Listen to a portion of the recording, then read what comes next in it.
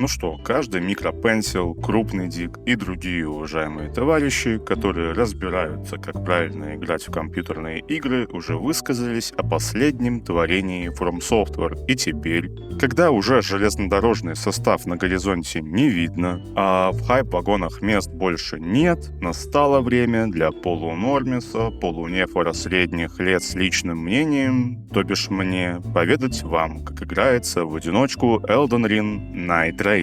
И, признаюсь честно, я не люблю игры под жанра роуглайк. Возможно, мне не удавалось попробовать реально годные проекты, но все, к чему я прикасался, ощущалось для меня муторным и не вовлекающим в прохождение. Словно безумец, повторяя одни и те же действия раз за разом в надежде на успех. Но всегда после неудачного захода мне все сильнее становилось неинтересным та или иная игра в этом поджанре.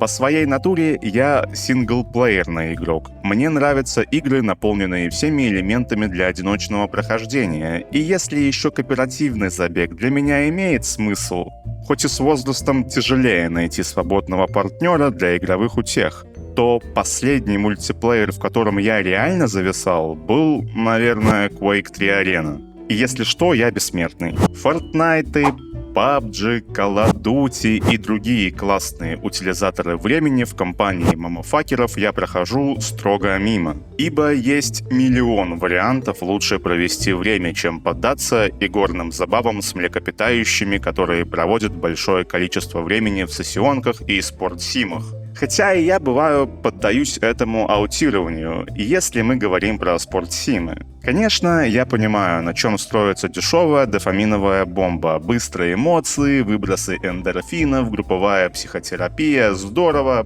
прикольно. Но я не такой. Я любитель штучек по типу зачистить все вопросики, пробежать любимую трилогию в 100-й раз за 2-3 вечера, перепройти бодрого Игорька на другую концовку, ну и все в этом духе. И как раз таки в соусах я нахожу все это. Неторопливый эксплоринг, динамичные битвы с боссами, пройти игру иным путем на разные концовки. Все это имеет такой поджанр, как Souls-like. И увидев первый трейлер Elden Ring Night Rain, мне стало интересно посмотреть, как же From Software справится с задачей, которую они сами себе поставили. Как неторопливый поджанр ляжет на рельсы динамичных сессионок и, мать его, сраного рогалика. Ну, сори, личная неприязнь. Но перед этим тяжело не сказать о том, что с выходом Elden Ring в комьюнити Souls Enjoyers случилось пополнение, и новые эксперты начали ставить под сомнение авторитет матерых трайеров, блогеров-инфлюенсеров, которые строили себе карьеры на играх Фромов годами. Конечно, такой резонанс в YouTube-пространстве разделил олдов и ньюфлагов по разные лагеря,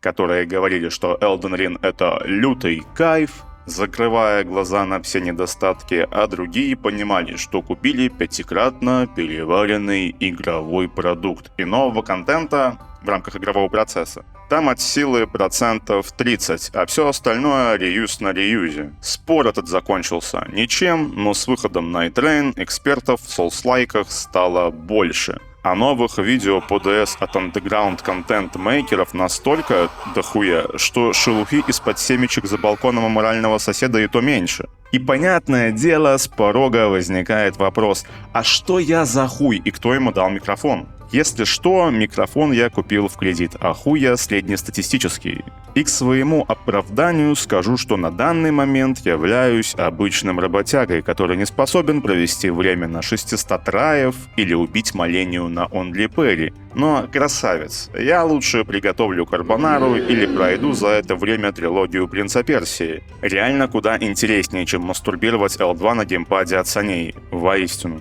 Поэтому и смотрю на игры Фромов с точки зрения бедолаги, которые от силы играют часов 5 в неделю. Естественно, многие популярные тунеядцы, без негатива, я просто завидую, уже сделали ролики, где сказали, что вы игру не поняли, а они поняли, что Night Rain не та, чем кажется, что эта игра Гойда лучший сосал лайк. Также встречается мнение, что это скам, что игра стоит 100 баксов в марсианском регионе, что опять реюз ассетов, Миядзаки пропил From Software, да и все катится в женскую половую пизду. Кстати, на этой ноте хочу подметить, что геймерское сообщество на релизе качало как маятник, выставляя свои оценки. Естественно, до первых гайдов на ютубе в отрицательную сторону. А после многим игра понравилась. Интересно почему. Хотя сильных изменений с патчами игра не претерпела. Максимум добавили доп. Рест при откисе на босс-файте. И все это значит, что Souls-фаны уже впитали каждое правильное и неправильное мнение любимых инфлюенсеров, и теперь, опираясь на авторитетные лица, могут выдохнуть и написать в комментах под любым роликом истинно верную оценку такой игре, как Elden Ring Night Rain. Но давайте больше не будем щелкать нашими красивыми лицами, и я постараюсь раскрыть чуть глубже суть данного игрового произведения, а также натолкнуть на собственные мысли и сделать выводы, в первую очередь для себя. Можно ли получить кайф от игры, или From Software подарили нам жидкий стул? Ну и если использовать жаргон нашего любимого игрового YouTube-сообщества, я сосал в соло, чтобы вам не пришлось. Поэтому начну свой спич более конструктивно и подробней. Играл я в Elden Ring Night Rain в соло, и это ощущается так, как будто бы ты стоишь один на концерте, вокруг тебя втыкают маленькие компании каких-то бомжей, на сцену один раз в 15 минут выходит гитарист, потом еще раз через 15 минут басист, и спустя 45 минут общего времени выходит солист, поет песню под минус, и все. Аналогия, конечно, пиздец, но давайте работать с ней. Да, ты можешь танцевать, можешь подойти на бар, но в рамках отведенного времени стены в этом зале сужаются, и все это больше напоминает бэд-трип, нежели адекватный однопользовательский игровой опыт. Конечно, это мои ощущения, и чтобы лучше понимать, о чем я имею в виду, сейчас разберем, как выглядит типичный ран в одиночку. Запуская игру, я понимал, это рогалик. Да, мне было интересно, получится ли у фуромов скрестить несколько поджанров в одной игре. Буду ли я заинтересован в прохождении? Все-таки со старта был заявлен режим соло, а значит и офлайн можно катать. Возник интерес, как разработчики реализовали эту задачу. Прикольно ли, зажав гашетку в пол, эксплорить карту за отведенное время? И все не так однозначно. Нужно поддаться мини-аналитике, так как здесь есть что сказать. Для начала игруле дается карта для построения маршрута и личного пылесосинга с последующим анализом твоего рана. На этой карте раскиданы точки интересов, и с этого момента уже начинается выстрел спермы Исизаки, прямиком в глаза играющих. Я не знаю, надо ли быть топографом с японским образованием, чтобы понимать, что из себя представляет каждый значок на карте. Но я понял, почему другие студии делают на картах таблички с обозначением всех маркеров, доступных для игрока. Я реально не понимал, нахуя это надо, если мелким шрифтом и так написано, что это, когда наводишь стрелкой на значок. Но в Night Rain я осознал, чтобы не попало семя на глаза, надо лучше уворачиваться, а в контексте игры ёбаная карта имеет значение исключительно только ради визуального анализа сужения карательного сфинктера. Но дальше больше. Все мы знаем, что в рамках игры твой эксплоринг ограничен по времени, и даже тупо смотреть на карту — это уже выстрел себе в ногу, так как ты тратишь драгоценные секунды, чтобы Исизака четче прицелился тебе в глаза. Ибо без японского топографа смотреть туда не имеет смысла, и поэтому только спустя несколько ранов ты начинаешь примерно понимать, куда бежать, кого бить, где рандомит лютый став и так далее. Только из-за этого возникает следующий нюанс – взаимодействие с окружением. О чем речь? Так как ты один, твое время не то чтобы ограничено, а его просто нет. Буквально это как в той самой рекламе, где из матки сразу в гроб. Примерно так воспринимается забег в одиночку. Подробнее. Начиная свой трай, Baby Soulsfagger стартует в основном возле пачки бомжей, набивая первые левелочки. А главной задачей является набить уровень, ибо от него зависят базовые статы. ХП, стамина, сила удара – все понятно. Пока что. Да, но первый камень, из-за которого соло-флексер споткнется и расшибет голову, будет почти что любой мини-босс на локации. Ибо начиная его бить, профит будет меньше. Гораздо проще за 3 секунды снести пачку бичей. И получается, что чуть ли не половина контента на локации тебе нахуй не нужна. Так как твое время — это самый важный ресурс. И смерть на мини-боссе равняется в 80% случаях зафейленным траем. Поначалу. Это важно подчеркнуть. Потом раскрою суть. Вот и получается, что в соло абстрактный игрунец должен через условно 10 траев выкупить, в чем прикол. А прикол в том, что на Limworld Maps смотреть бессмысленно. Наверное, хуже только в ебучем контроле. По факту тебе дают карту, об которую надо глаза ебать, но времени на это нет. На второй день забега, когда на мапе отображаются могущественные боссы, я вообще воспринимал это как иронию. Иронию от Исизаки, который указывал, где меня могут выебать. Тем самым я обходил это место, либо пробегал их, стараясь не отхватить ваншот. И проблема даже не в том, что ты комфортик гей-мер, который боится сложностей, а в том, что время на этой бренной земле ограничено и выгоднее бить банды крипов, чем ковырять пальцем попу могучему дяде. И из-за этого получается, что все твое взаимодействие в соло строится на проработке одного паттерна, и эксплорить местность сравнимо с рулеткой, где ты ставишь ключи от квартиры на красное. Ибо одним действием ты ломаешь себе ран при неправильном выборе направления, так как можно наткнуться на высокоуровневую местность, где тебя не ждали. А смерть влияет на успех, так как время ты уже потратил. Собственно, уровень не набил, далее умираешь на боссе первого дня и начинай сначала. Заебись. Четко. Причем условия для прохождения почти что всегда одни и те же. Однообразие быстро надоедает без взаимодействия с тиммейтами. Постоянно сфинктер сужается, и ты в нем геморрой. Да, безусловно, есть квесты. Тебя может стопнуть рандомный босс. Но по факту алгоритм всегда один и тот же. Ну а что я, собственно, и хотел. В наше время сужение локации — это весьма рабочий подход. Может, в будущем обновлении посреди забега и Трэвис Скотт будет выступать с концертом, я хуй знаю. Но звучит классно. Трать «Владык ночи» под рэп или песни Арианы Гранде. Я думаю, Bandai Namco стоит задуматься.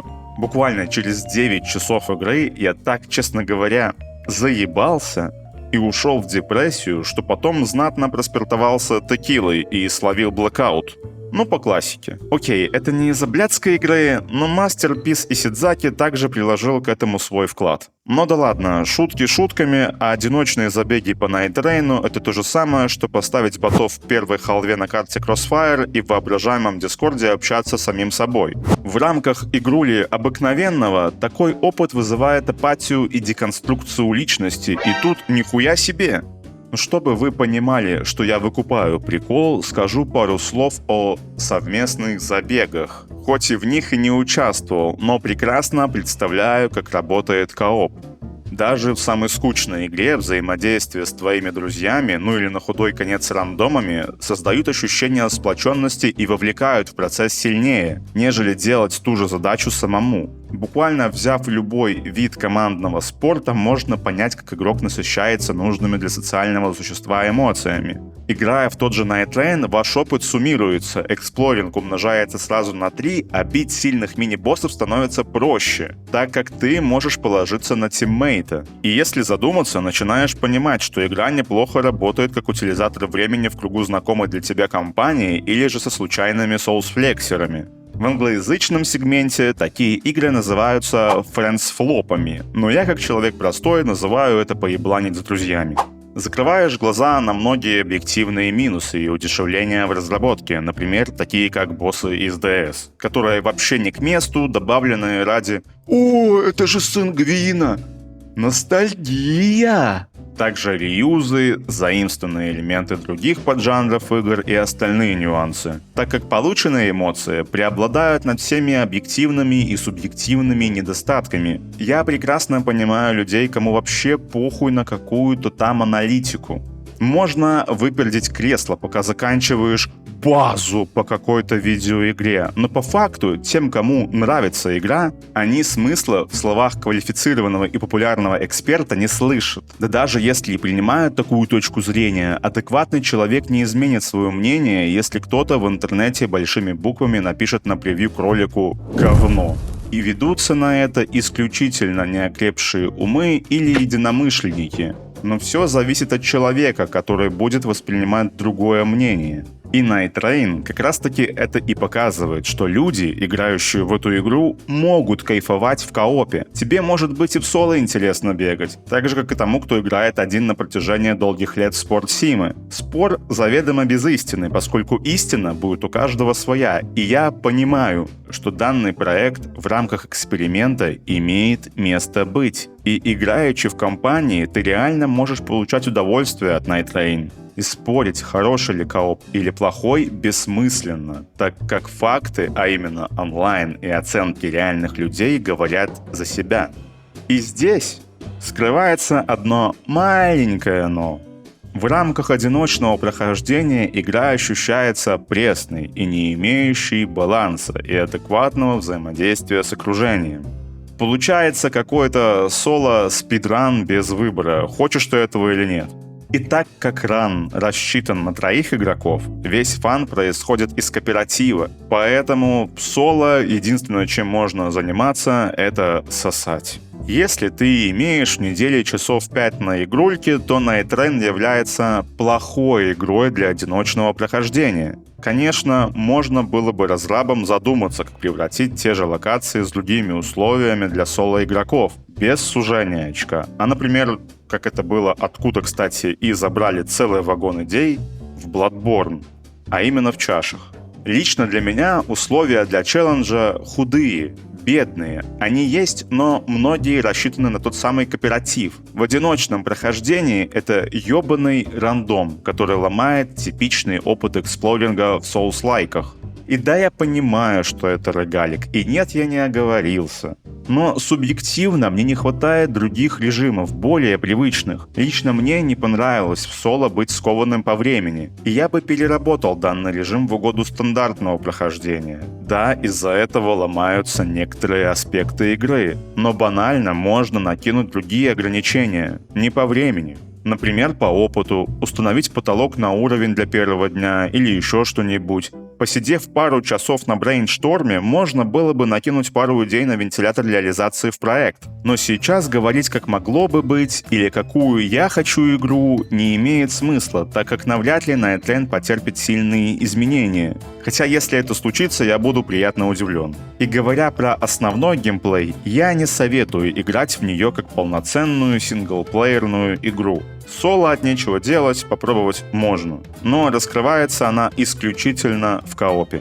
Собственно говоря, далее, фромы бы не были фромами, если бы они не использовали труп своей предыдущей игры для создания новой. И в этот раз на стол лег Bloodborne, буквально начиная с кооперативного прохождения, так как, если вы не помните или не знали, игру можно было проходить с корешами, а также нырять за головой в челлендже в виде данжей, где условия могли меняться, и в рамках самой игры данная приколюха была дополнением к Bloodborne. Там можно было раскрыть глубже лоровые штучки или же нафармить кристаллы, которые давали определенные бафы. И тут Night Rain с причмокиванием всосала в себя эту идею.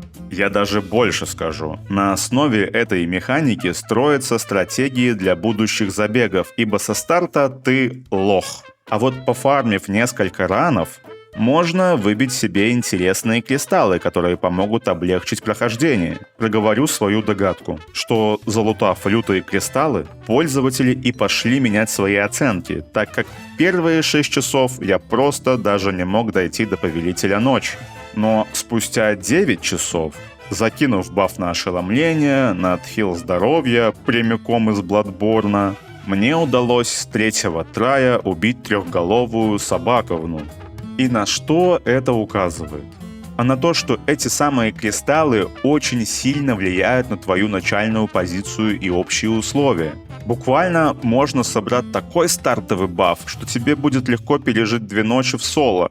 И самые кайфовые плюшки выпадают, пройдя до финального босса локации. И пока фармишь эти кристаллы, ты будешь плеваться от каждого неудачного рана в одиночном прохождении, но после будет комфортнее.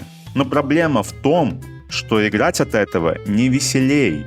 И играя ранее в Bloodborne, весь Night Rain мне показался странным экспериментом, скрещенным с оригинальным Elden Ring и Бладиком. Лично для меня лучше еще раз перепройти Bloodborne, нежели продолжать аутировать в Night Rain одному. Конечно, можно закрыть все окна, напердеть в комнате и поддаться жесткой аналитике, сравнивая две игры, но и так понятно, что From Software любит использовать свои же идеи, и это нормально. Большое количество студий делают также в угоду удешевления процесса разработки, но хотелось бы получить понятную однопользовательскую кампанию.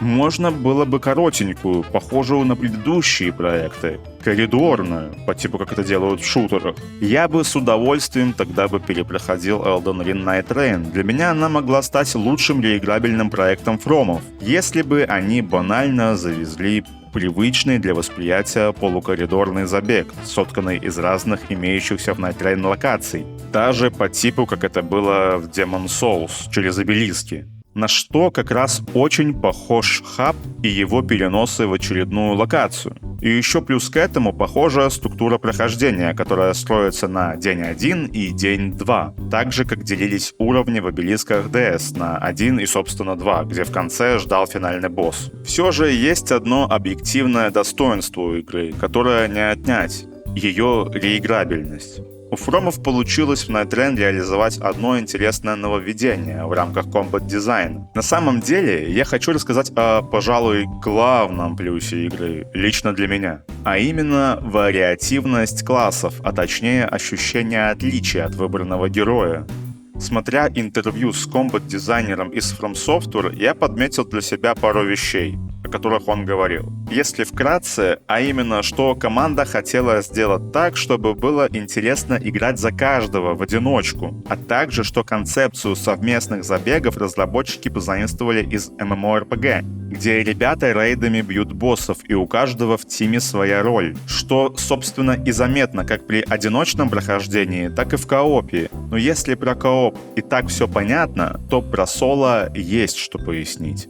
Так вот, каждый класс имеет свои параметры, и строятся они не только на статах, как это было ранее, в других играх Фромов, где ты брал условного воина, а потом мог его перекачать в мага. Конечно, в Night Rain билды можно менять в процессе игры, даже выбрав определенный класс. Но заложенная в нем база никуда не денется. Такой подход накладывает условно константы в очередной забег. Ибо выбрав понравившегося героя, у тебя будут не только стартовые скиллы, которые помогают в решении игровых задач, причем работают они не так чопорно, как пеплы войны. Пользоваться ими удобно и нужно. Используя эти навыки, игрок способен быстрее справляться с трудностями, и в геймплей они встроены лаконично.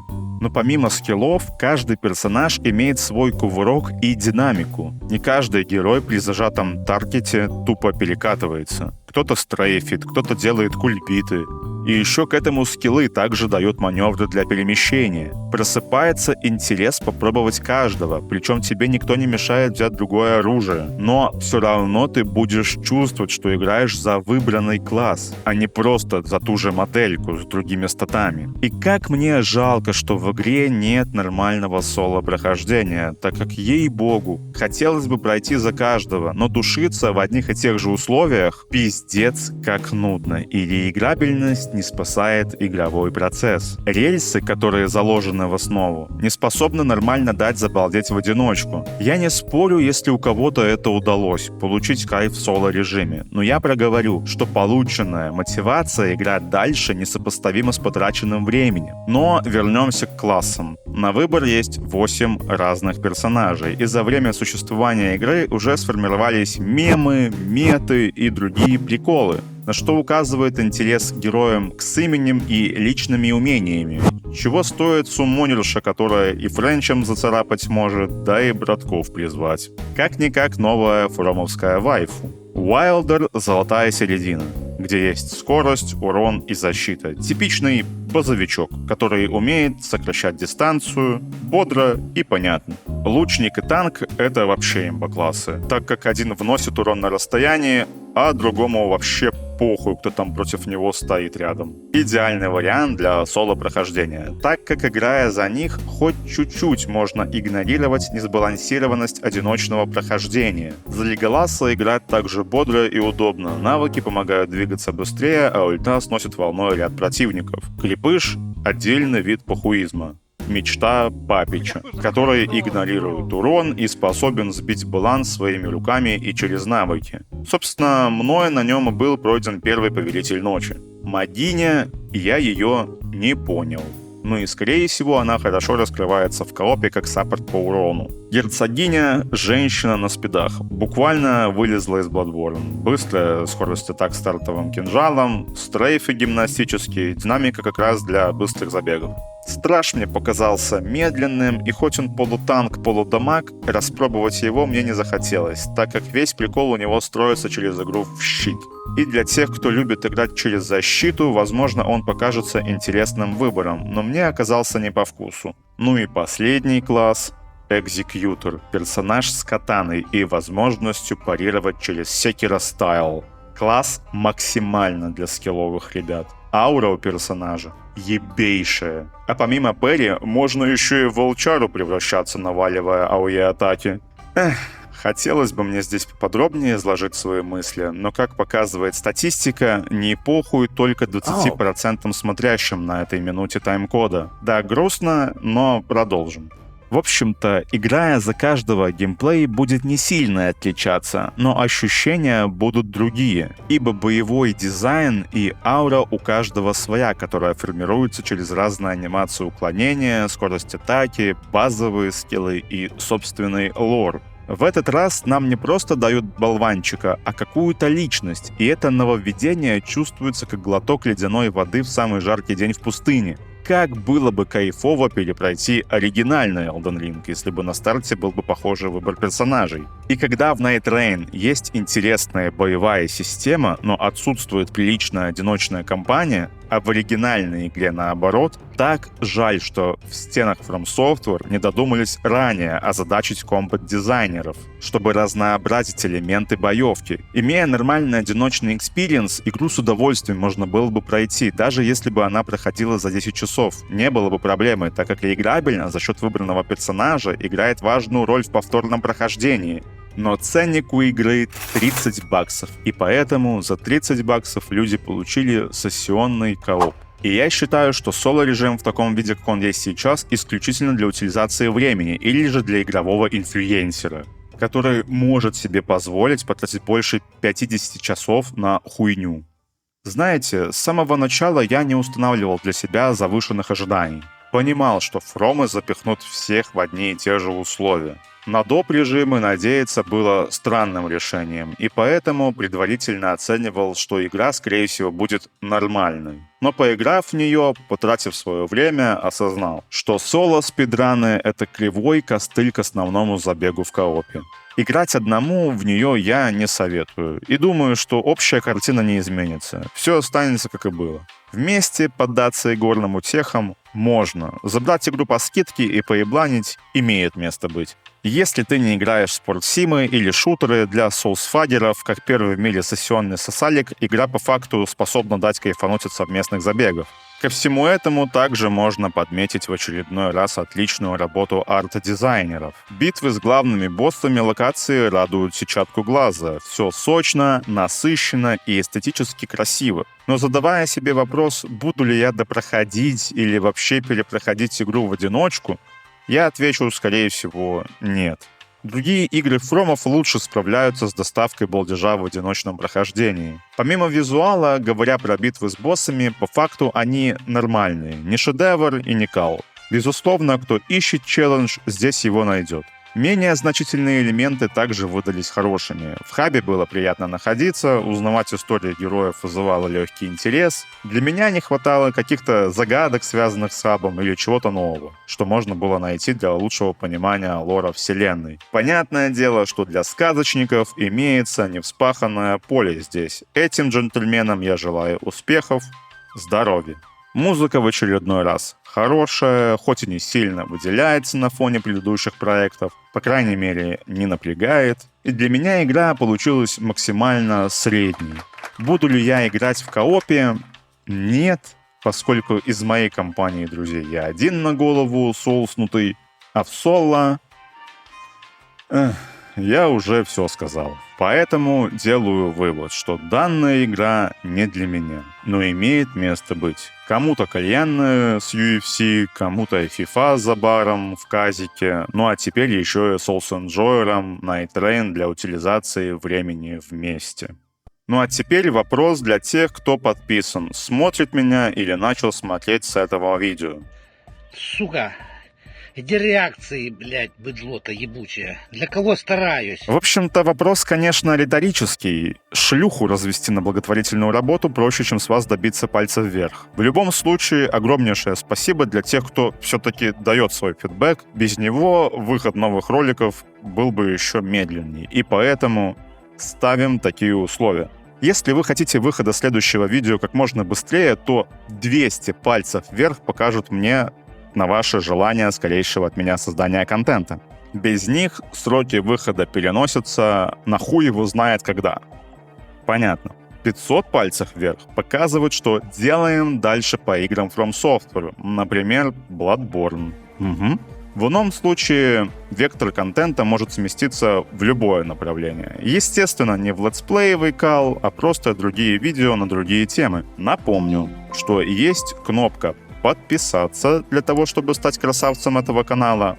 Высказать свое мнение и мысли можно в комментах. По возможности всем отвечаю, самые добрые оставляю, чтобы грели душу. Бубенец можно тиснуть, дабы вызвать у меня внезапную эрекцию. И, скажу честно, за прошлые месяцы это случалось чаще. Поэтому, неравнодушные, присоединяйтесь. Буду держать вас в курсе и информировать. А пока на этом, собственно, все. Меня можно найти на Твиче, в Телеграме, все доп. Ссылки в описании. А вам, как обычно, желаю балдеть от игр, кайфовать по жизни. Всех целую, обнимаю. Au revoir.